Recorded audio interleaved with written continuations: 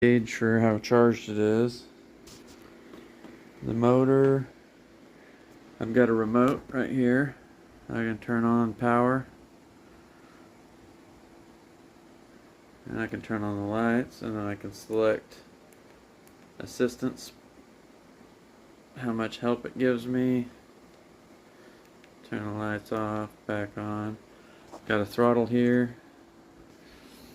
I've put a 10-speed on the back, so I got 1 speed by 10.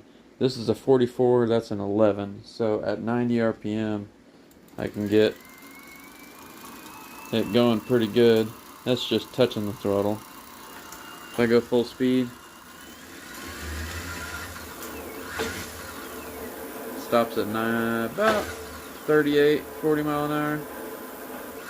That's just holding it, it's just going to pulse. If I hold the brake a little bit,